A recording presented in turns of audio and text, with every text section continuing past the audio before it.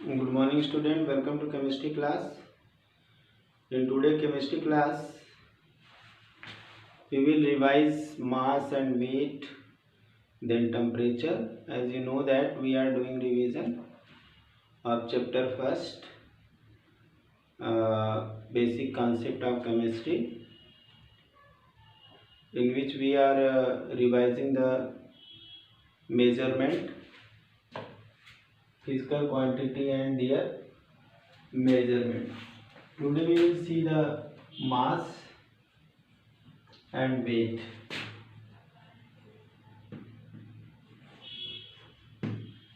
Mass and weight. What is difference between mass and the weight?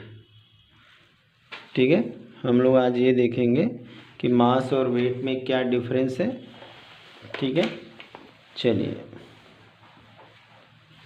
यहाँ पे जो mass of a substance क्या है? Mass of a substance is the amount of matter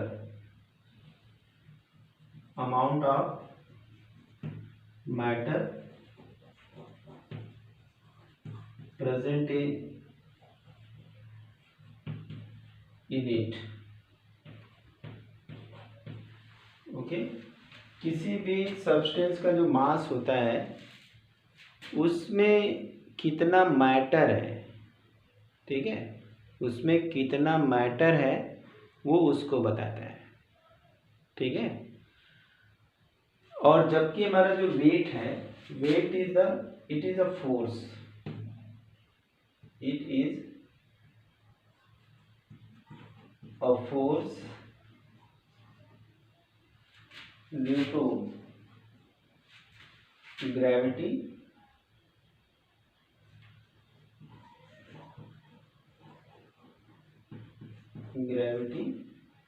on a body.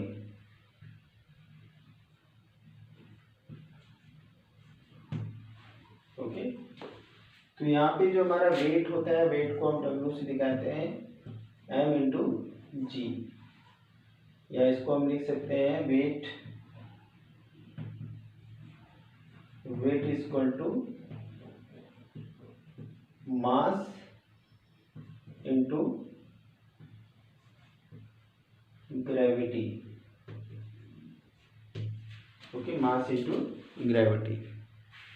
और यहाँ पे mass हमारा क्या होगा? वो केवल mass equal to only mass. ठीक है, मास क्या होता है? Universal. It is a constant value. It is a constant value in a whole universe.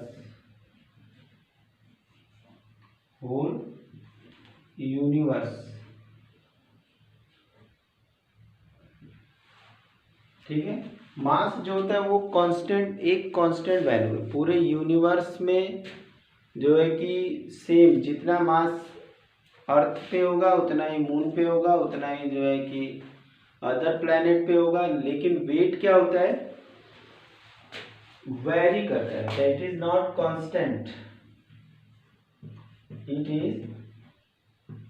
Is not a constant value.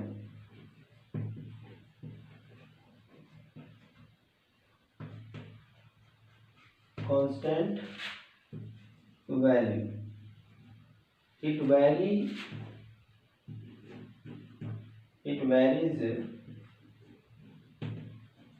with gravity. ठीक है, ग्रेविटी की वैल्यू यानी जी की वैल्यू में चेंज होने के साथ साथ जो है इसकी वैल्यू चेंज होती रहती है. मगर ये क्या होती है? कांस्टेंट होती है. चाहे जितना मास अर्थ पे होगा उतना मून पे होगा. लेकिन यहाँ पे क्या हो जाएगा? यहाँ पे G/6 हो जाएगा. यानी जितना अगर अर्थ पे मास है, फॉर एग्जांपल यहाँ पे देखते हैं कि अगर अर्थ पे मास वेट ऑन अर्थ, इसको ऊपर लिखते हैं, ठीक, नीचे दिख नहीं रहा होगा, इसको नोट कर लिया सबने। एग्जाम्पल हम एक देख लेते हैं यहाँ पे वेट, शॉर्टकट में वेट लिख देते हैं, weight on earth is 60 kg। Okay, अब एक 60 kg में क्या है, 6 इंटू 10, तो ये बन गया 60 kg वेट, ठीक है। अब जब वेट ऑन मून क्या हो जाएगा, यहाँ पे m इंटू g/6, ठीक है, तो कितना हो जाएगा, 6 इंटू 10/6, कट के कितना हो गया, 10 kg। तो जो वेट अर्थ पे 60 kg है वो मून पे क्या हो जाएगा, 10 kg होगा, वो मून पे 10 kg हो जाएगा, ठीक है। तो इस तरह से हम ये देखते हैं कि वेट किस तरह से वैरी करता है। तो एक बार फिर से बता देते हैं कि जो मास होता है किसी भी सब्सटेंस के अंदर, कितना अमाउंट मैटर का है वो मास है, वो क्या है, मास है, ठीक है। और ये कभी भी वैरी नहीं करता है, चाहे हम मून पे हो, चाहे हम जो है कि अर्थ पे हो, मास हमेशा सेम रहेगा किसी भी चीज़ का, ठीक है। लेकिन वेट क्या होता है, वो मास इंटू ग्रेविटी होता है। तो अगर ग्रेविटी वेरी करेगी तो वेट भी वेरी करना ही है, अगर ग्रेविटी वेरी करेगी तो वेट भी क्या करेगा, वेरी करना ही है। तो इस तरह से हमने देख लिया वेट और मास में क्या डिफरेंस है, ठीक है। चलिए, अब इसके बाद हम लोग देखेंगे टेम्परेचर, ठीक है। हम क्या देखेंगे, टेम्परेचर,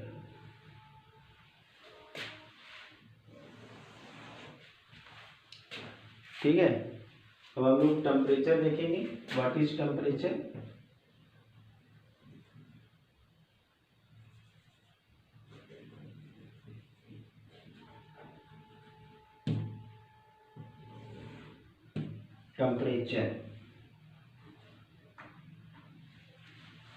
टेम्परेचर क्या है, it measure the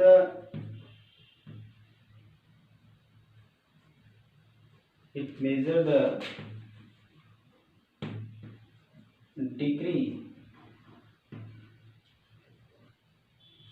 of hotness or coolness of a substance,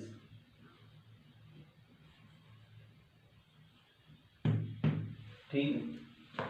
ये टेम्परेचर जो है वो मेजरमेंट है कि कोई भी बॉडी कितनी हॉट है और कितनी कूल है, ठीक है।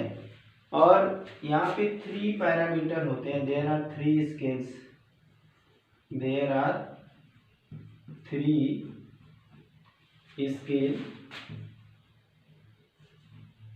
To major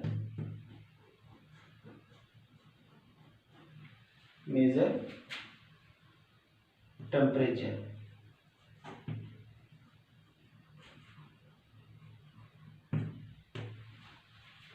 first is Kelvin, second one is Fahrenheit,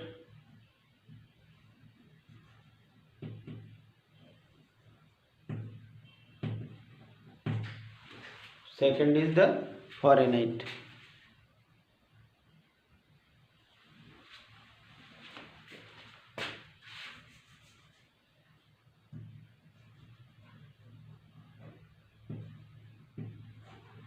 Fahrenheit, ठीक है। And third one is the Celsius.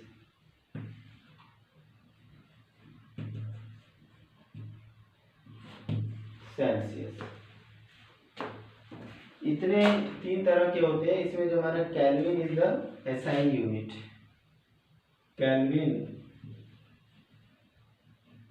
Kelvin is the SI unit of temperature, ठीक है। तो यहाँ पे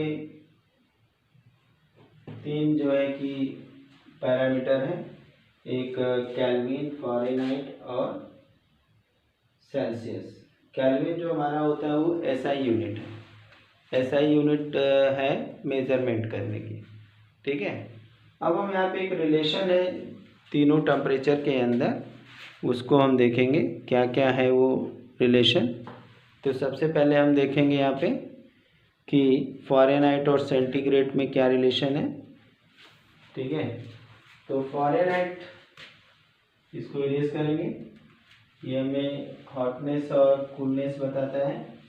3 पैरामीटर हैं, केल्विन, फ़ारेनहाइट, सेल्सियस। और जो केल्विन है वो क्या है, हमारा एसआई यूनिट है। अब यहाँ पे फ़ारेनहाइट इज इक्वल टू 9/5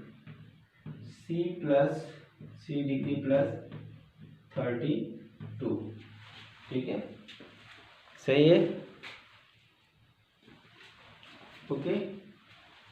इसको हम ऐसे लिख देते हैं, ये रिलेशन है। तो हम फ़ारेनहाइट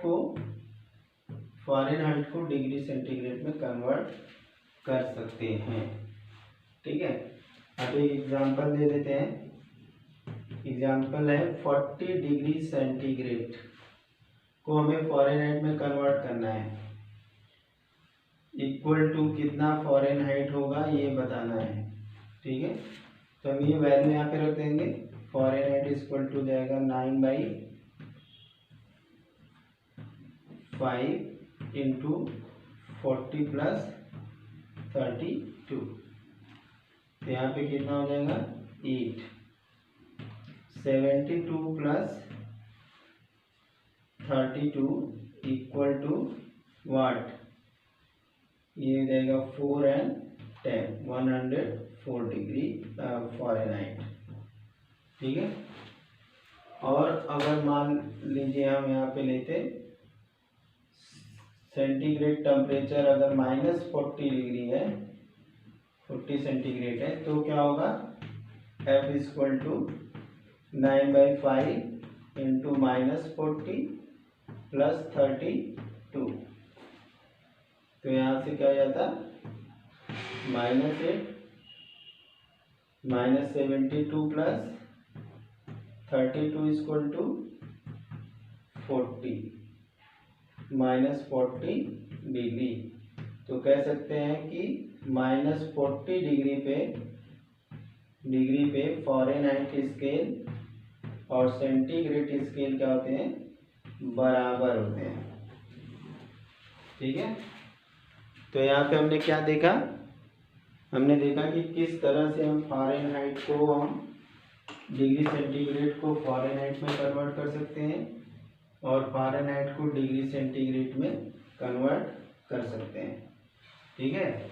हमने पहले टेम्परेचर 40 डिग्री लिया तो फ़ारेनहाइट में आया 104 डिग्री, और सेंटीग्रेड हमने -40 ले लिया, तो यहाँ पे -40 हमने रख दिया, तो 5 8 जा 40 और 5 9 8 जा 72, -72 plus 32 equal to -40 degree centigrade, 40 degree Fahrenheit. तो इस तरह से कह सकते हैं कि 40 डिग्री टेम्परेचर पे फ़ारेनहाइट, -40 डिग्री टेम्परेचर पे फ़ारेनहाइट और सेंटीग्रेड क्या होते हैं, बराबर होते हैं। कभी ये भी क्वेश्चन पूछा जा सकता है। अब हम देखेंगे एक रिलेशन कि केल्विन और सेंटीग्रेड में क्या रिलेशन होता है, ठीक है। तो दूसरा हमारा रिलेशन है kelvin equal two degree centigrade plus 273.15।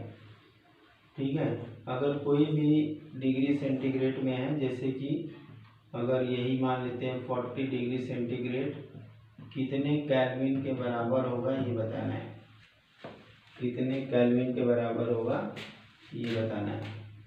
ठीक है, तो यहाँ से हो जाएगा 40 डिग्री प्लस 273.15, तो ये हो जाएगा 3 और 1 एंड 313.15 केल्विन हो जाएगा। ठीक है, तो ये हमारा रिलेशन हो गया किसके बीच में, केल्विन और सेंटीग्रेड के बीच में। ठीक है, टेम्परेचर, अब हमने टेम्परेचर देख लिया। अब नेक्स्ट हम टॉपिक पे आएंगे साइंटिफिक नोटेशन। हमारा जो अगला टॉपिक होगा वो साइंटिफिक नोटेशन होगा। आई होप ये अच्छे से समझ में आ गया होगा टेम्परेचर कन्वर्जन। ठीक है, अब हम देखेंगे साइंटिफिक नोटेशन। किस तरह से साइंटिफिक नोटेशन का मतलब होता है कि कोई भी बड़ी वैल्यू हो उसको हम 10 के पावर में कन्वर्ट कर दें। ठीक है, यानी 10 और 9.999 के बीच में कन्वर्ट करना है, तो किस तरह करेंगे उसके लिए हम साइंटिफिक नोटेशन देखते हैं।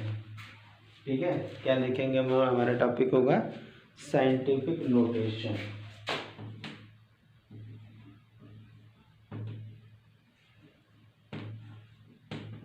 साइंटिफिक नोटेशन, साइंटिफिक नोटेशन में हमें मेजर करने के लिए जो बड़ी अगर वैल्यू मिली है तो उसको हम छोटी वैल्यू में कन्वर्ट कर देते हैं।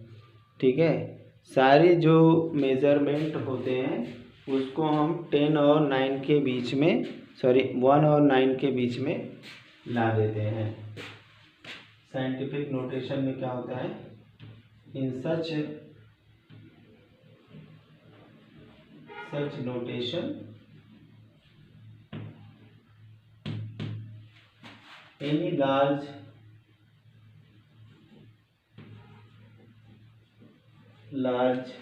measurement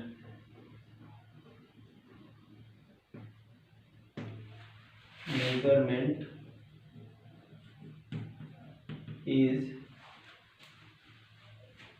expressed between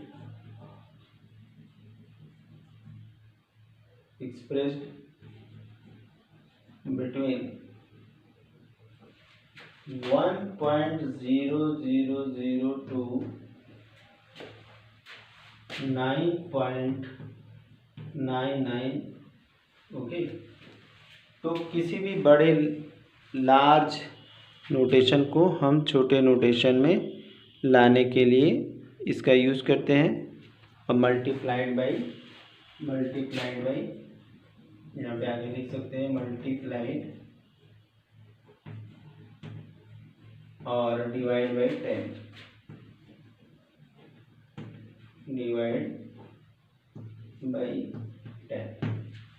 ठीक है, ये हमारा हो गया साइंटिफिक नोटेशन। अब इसको प्रैक्टिकली करके देखने होगा तब जा करके समझ में आएगा। ठीक है, और इसको हम किसी भी वैल्यू को दिखाने के लिए n = 10 to power n रख देते हैं। ठीक है, मतलब कोई भी लार्ज वैल्यू है उसे हम चाहे तो 10 के पावर में, सपोज कि ये हमारी n वैल्यू है 11100, तो हम इसको लिख सकते हैं n = 1000 1 लाख, तो यहाँ पे 10 to power 5, तो यहाँ n = कितना हो गया 5। कैपिटल N = कितना है 1 लाख। इसको हमने क्या किया, छोटे से में कन्वर्ट कर दिया। तो ये पावर में लिखना साइंटिफिक नोटेशन होता है। ठीक है, और तो यह हमारा डिजिट टर्म हो गया, और स्मॉल n जो है कि पावर हो गया। ठीक है, अब हम कुछ एग्जांपल और ले लेते हैं, नोट कर लीजिए फटाफट पहले। ठीक है,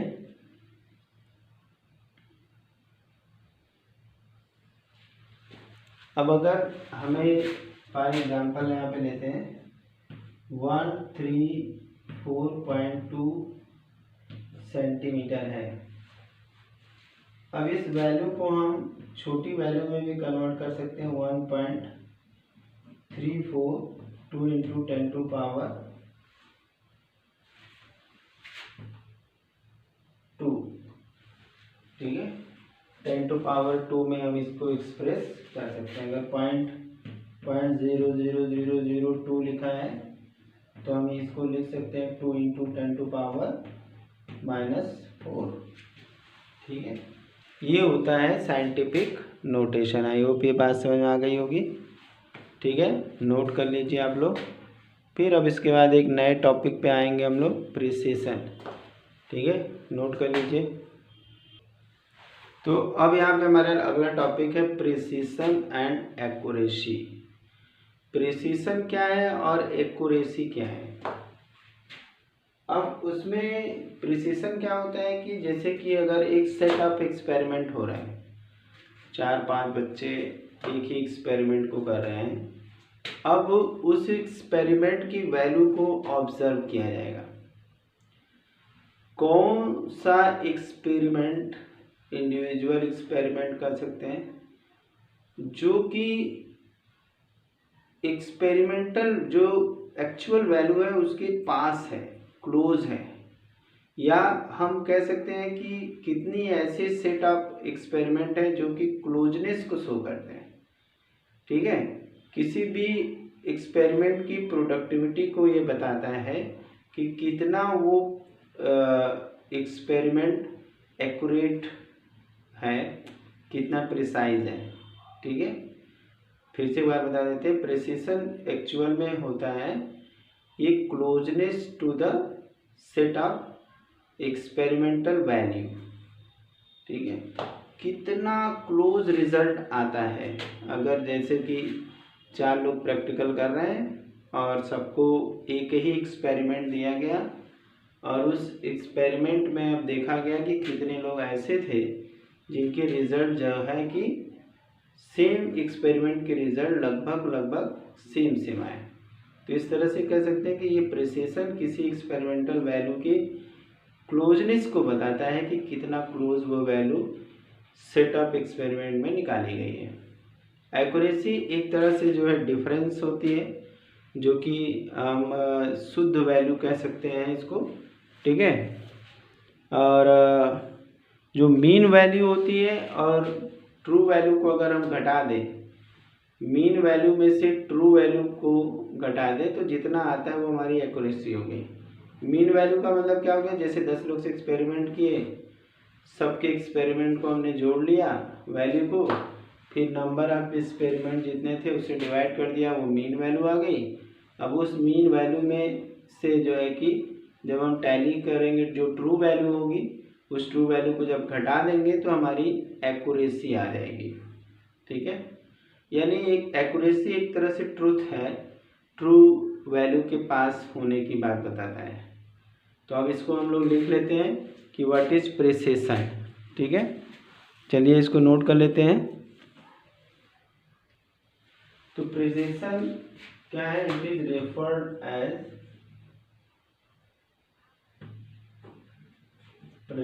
as closeness of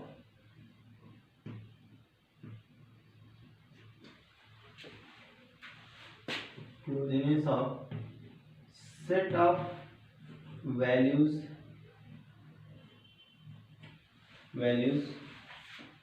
of a values obtained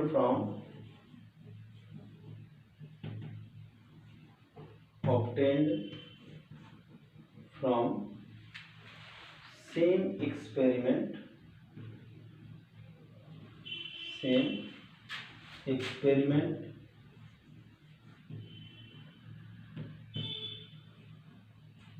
experiment of A quantity. किसी हम क्वांटिटी का अगर एक्सपेरिमेंटल वैल्यू निकालते हैं तो जो सेट ऑफ रिजल्ट आता है वो रिजल्ट कितना क्लोज है उस क्वांटिटी के, वो प्रिसीशन को बताता है। वो क्या बताता है? प्रिसीशन को बताता है। इसको नोट कर लीजिए फटाफट।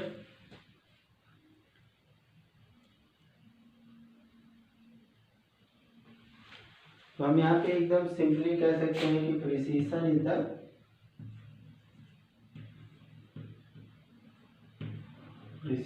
The productivity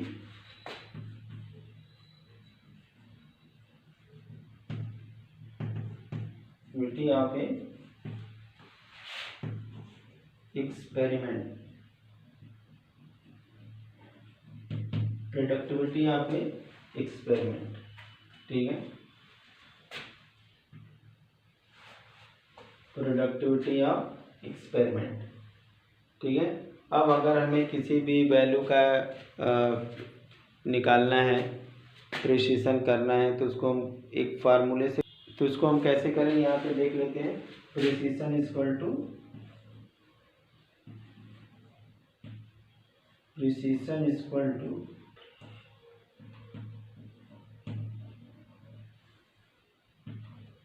precision equal to individual value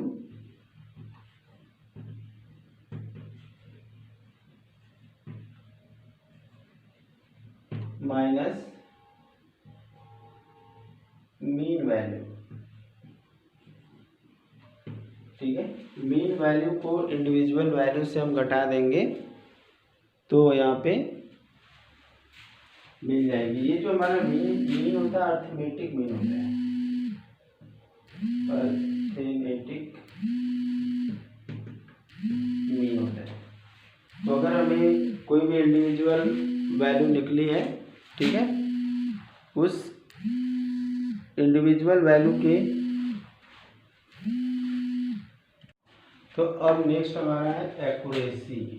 accuracy क्या होता है? एक तरह से दो वैल्यू के बीच में डिफरेंस होता है। कौन कौन सी दो वैल्यू? एक तो जो हम एक्सपेरिमेंट करके वैल्यू निकालें, और एक तो जो ट्रू वैल्यू है। ठीक है, कहने का मतलब क्या है कि अगर किसी चीज़ का टेम्परेचर, ट्रू टेम्परेचर 100 डिग्री है और एक्सपेरिमेंट करने पे वो टेम्परेचर 101 आ रहा है या 104 आ रहा है, ठीक है, इतना आ रहा है, तो ये है ट्रू वैल्यू और ये है एक्सपेरिमेंटल वैल्यू। ठीक है, जो कि सेट ऑफ ऑब्जर्वेशन से हमें मिला है, या ये मीन वैल्यू भी हो सकता है। ठीक है, तो मीन वैल्यू और ट्रू वैल्यू के बीच का जो डिफरेंस होता है उसी को हम कहते हैं एक्यूरेसी। तो accuracy is the difference between the experimental value and the mean value, experimental value and the mean value. Okay, note अभी बता रहे हैं, तो हम लिख लेते हैं यहाँ पे, it is the difference between, it is the difference between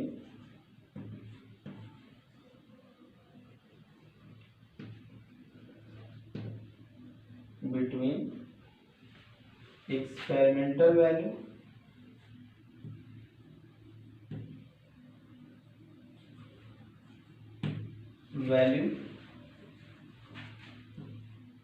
और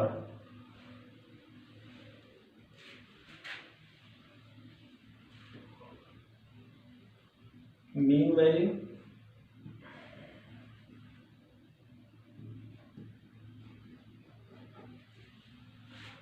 and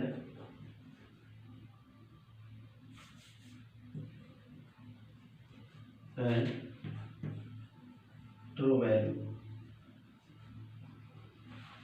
ठीक है,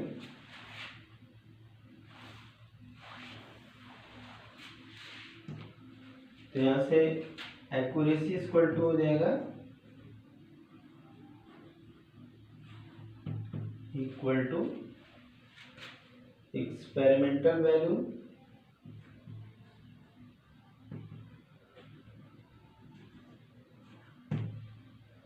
एक्सपेरिमेंटल मीन वैल्यू भी लिख सकते हैं, mean value minus true value.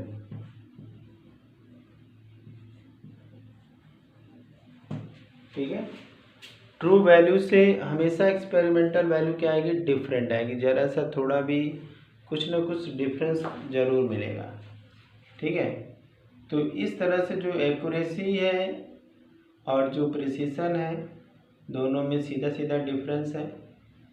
Precision है डिफरेंस किसका, वो डिफरेंस है हमारा इंडिविजुअल वैल्यू और एक्सपेरिमेंटल मीन वैल्यू का, इंडिविजुअल वैल्यू और एक्सपेरिमेंटल मीन वैल्यू का। और एक्यूरेसी है डिफरेंस बिटवीन द